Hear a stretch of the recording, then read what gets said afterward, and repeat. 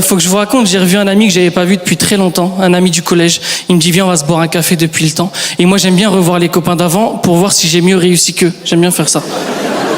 Donc je vais pour boire un café avec mon copain, sauf qu'entre temps, mon copain c'est devenu une femme. Et il m'a pas dit dans le message je suis devenu une femme.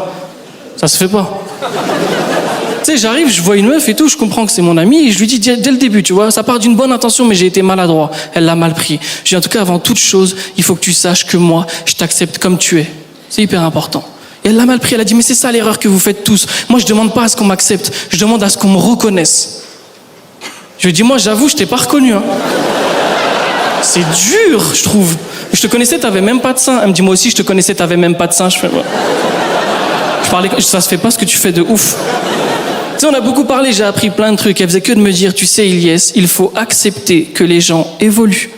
Elle me l'a dit au moins 10 fois. Il faut accepter que les gens évoluent. Je dis, ok. Elle m'a dit un autre truc intéressant. Elle m'a dit, depuis que ma condition a changé, je vis des choses en fonction de ma nouvelle condition.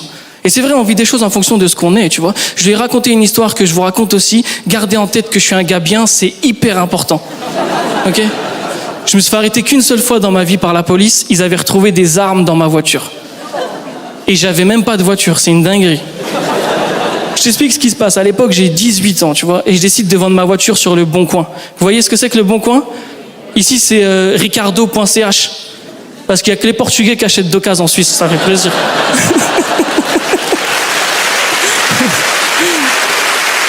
Tu sais, à 18 ans, j'étais un peu teubé, tu vois. Du coup, pour moi, il n'y avait pas de papier de cession, carte grise, tout ça, je connaissais pas. À 18 ans, tu veux ma voiture, tu la payes, Psartec, c'est ta voiture. Aussi simple que ça, tu vois. Mais dans la vie, c'est pas ça, c'était encore ma voiture. Et moi, je savais pas.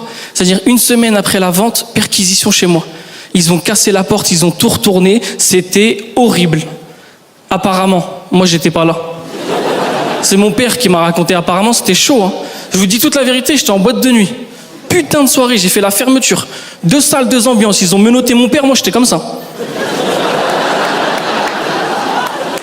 Tu sais que je préfère que ça soit lui que moi. J'ai rien fait, t'as rien fait. Pourquoi c'est moi ? Plouf, plouf. Déjà, viens en boîte avec moi, tu vas kiffer. Comme ça, ils vont menotter maman et on va kiffer. Non, rigolez pas de ma mère, s'il vous plaît. Moi je peux, vous rigolez pas. Tu sais, le commissaire, il m'appelle. Il me dit, écoute, j'ai retrouvé des armes dans ta voiture. Je fais, mais non. Vas-y, raconte.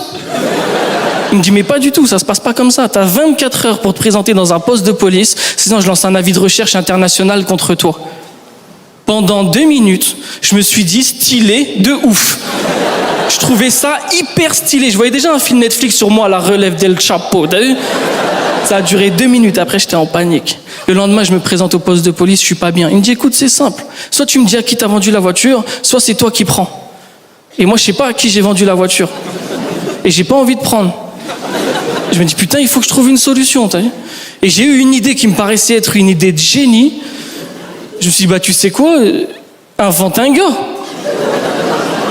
Et dans ma tête, j'étais, mais ah ouais, je suis un génie, en fait, hein. Et comme c'était une histoire d'armes de guerre, il fallait que je sois le plus crédible possible. Du coup, j'ai dit que c'était un gitan. Je suis désolé s'il y a des gitans, mais gitans, ça passe trop bien, hein. Si un jour vous avez une embrouille, dites c'est un gitan. Ou un arabe, mais moi j'étais déjà là, ça s'annule. Chacun sa place au bout d'un moment, tu vois. Juste, on a des gitans ce soir ? Mortel, une, t'es tout seul ? On s'en bat les steaks, 2, là ça commence à faire beaucoup. Ils viennent jamais seuls. Le seul qui a réussi, c'est Kenji Girac. Franchement, posez-vous des questions, il était tout le temps tout seul. Tout le temps en équipe. Vas-y, s'ils sont 2, ça va, on peut se lâcher un peu sur les gitans. De toute façon, ils sont pas là, ils cherchent un terrain de foot. Venez, on kiffe 2 secondes. Le commissaire, il me dit, ouais, il était comment le gitan ? Je dis, gitan normal, t'es sérieux toi ? Genre, il y a plusieurs types de gitans, genre. Gitan comme à la télé, caravane, on comprend rien de ce qu'il raconte, hein.